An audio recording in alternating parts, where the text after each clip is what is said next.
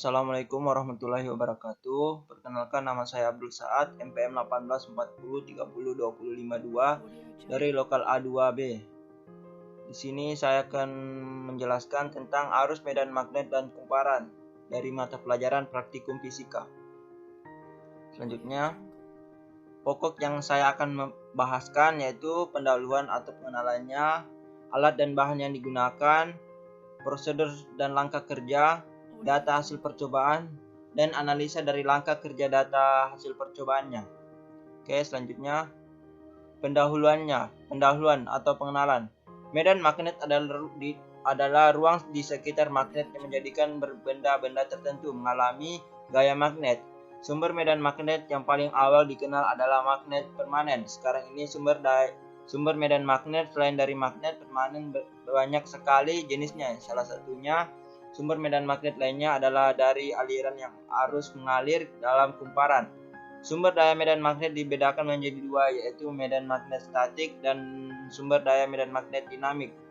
Sumber medan magnet statik disebabkan oleh magnet permanen dan arus DC. Sedangkan sumber daya magnet dinamik adalah disebabkan arus AC dan medan listrik dinamik. Bumi sendiri merupakan sumber medan magnet statik alami membentang dari utara ke selatan. Selain bumi sebagai sumber daya medan magnet statik alami, banyak sumber medan magnet statik lain yang diciptakan oleh manusia. Meskipun sumber kelistrikan menggunakan arus AC, tapi berbagai alat kebutuhan manusia itu menggunakan arus DC dan menghasilkan medan magnet statik. Sumber medan magnet statik dalam kehidupan sehari-hari contohnya seperti peralatan elektronik, alat-alat kesehatan, alat-alat transportasi, dan lain-lainnya. Perkembangan teknologi dewasa ini berkembang sangat cepat. Penelitian untuk menunjang berbagai kebutuhan manusia yang dilakukan. Salah satunya adalah penelitian tentang medan magnet dinamik. Berbagai penelitian dengan berbagai kasus pendekatan beberapa negara berkembang seperti Indonesia belum banyak dilakukan penelitian yang membahas mengenai medan magnet dinamik. Oke, selanjutnya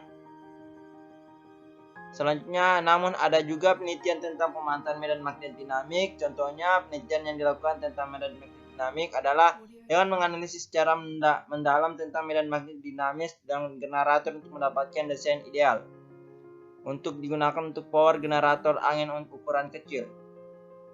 Berdasarkan latar belakang di atas yang menjadi alasan dalam untuk mempelajari lebih lanjutnya tentang sumber daya medan magnet dinamik dan manfaatnya dengan mempelajari lebih lanjutnya serta merancang sumber medan magnet dinamik diharapkan dengan dapat dimanfaatkan lebih lanjut aplikasi geofisik.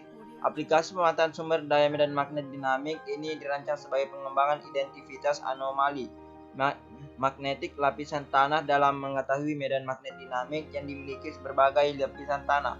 Salah satunya kelebihan sumber daya medan magnet dinamik untuk aplikasi geofisik adalah tidak diganggu oleh sumber daya magnet dinamik. Oke, selanjutnya ini adalah alat bahan yang digunakan. Yang pertama itu baterai 1,5 volt. Yang kedua kawat tembaga atau kabel. Yang keempat, paku dari bahan yang keras yang berujung runcing atau yang terbuat dari logam, atau jarum paku yang terbuat dari logam juga. Selanjutnya, prosedur langkah kerja. Siapkan bahan yang digunakan. Yang kedua, selanjutnya, lilitkan kawat tembaga pada paku yang terbuat dari besi.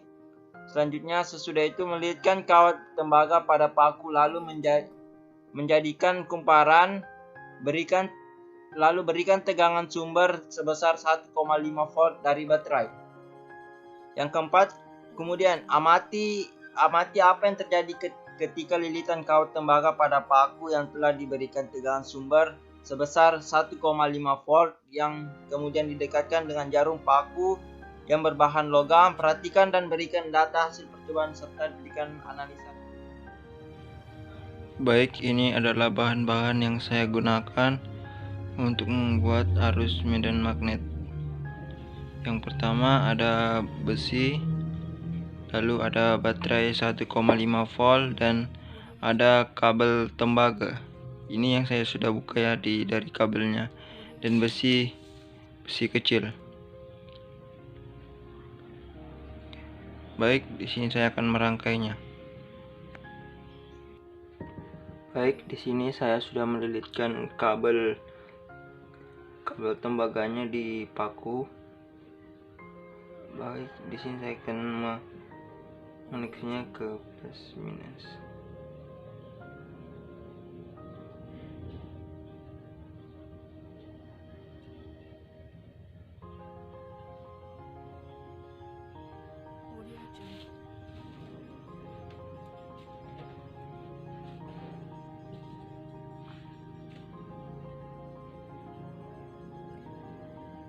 Dia melengket.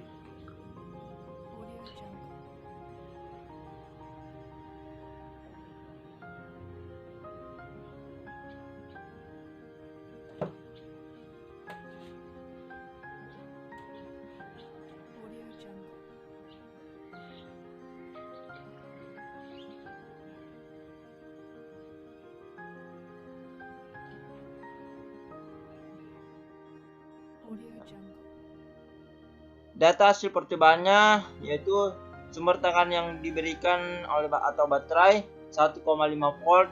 Hasilnya itu terjadi medan magnet pada kumparan yang telah diberikan tegangan baterai, timbul gaya tarik pada kumparan atau gaya medan magnet.